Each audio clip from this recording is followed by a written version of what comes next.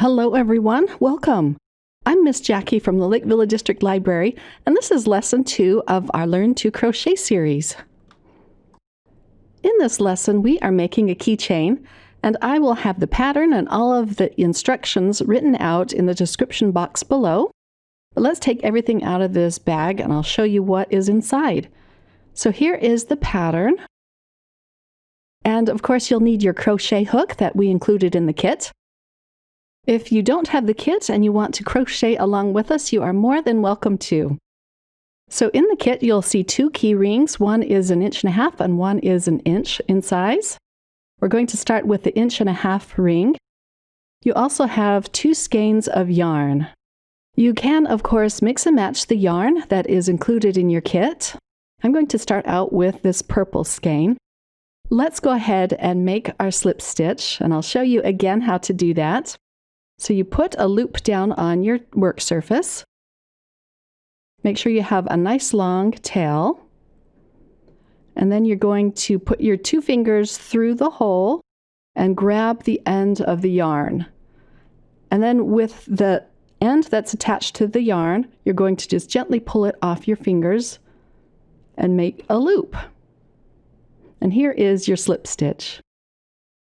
This lesson is going to be a little bit more difficult than last week's lesson, but it's still pretty easy to do. We're going to be crocheting around this keychain. So you're going to put your crochet hook inside the keychain, grab up a loop, and now you have 2 loops on your hook. You're going to grab another loop and pull it through both of the loops on your hook so that you just have 1.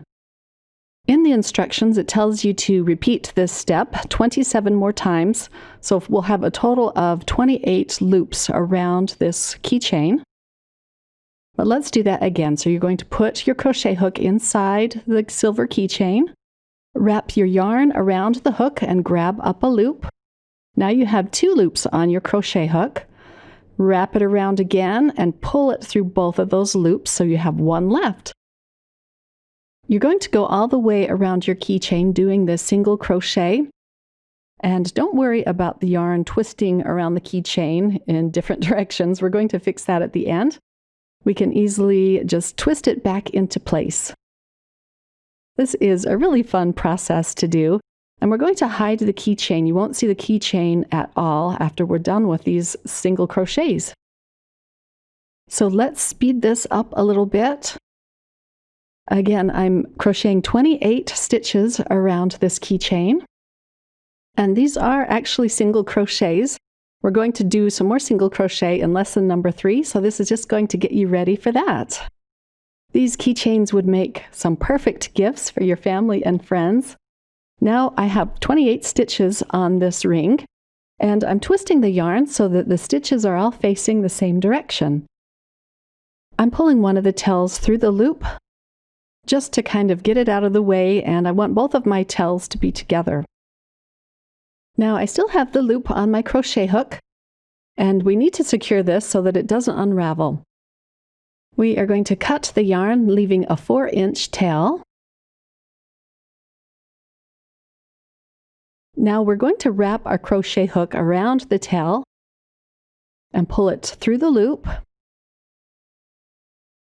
Make sure you pull it all the way through, and this makes a little knot in the end so that our work won't unravel. So here are my 2 tails. We're just going to let those be. We're not going to weave them in. We're going to put our keychain aside for a minute, and we're going to make the fringe to our keychain. I have a 12-inch ruler, and I'm using my skein of pink yarn, and we're going to cut 12-inch pieces of yarn. Try not to stretch the yarn as you cut it. I'm allowing the yarn just to lay across my desk without stretching it, and then I cut it right at 12 inches. I'm going to do this 12 more times. But again, try not to stretch your yarn. And if you don't get them all perfectly 12 inches in length, that's just fine. We're going to be trimming this down at the end. If you wanted to use the same color yarn as your keychain, you can certainly do that too. Or even if you wanted to use different colors of yarn to create this fringe, I think that would look pretty awesome too. But I'm just going to keep mine all the same color for this lesson. Once I get done cutting all of my yarn, I'm going to line up all of the ends together. This will make it easier to attach to your keychain. Okay, so here are all of the strands of yarn, and here is the purple keychain. I'm going to attach the fringe exactly where the tails are on the keychain. I'm going to fold it over my finger and then put my finger through the keychain. And now I can push the ends of the yarn through the loop that's formed by my finger and just pull all of the ends through.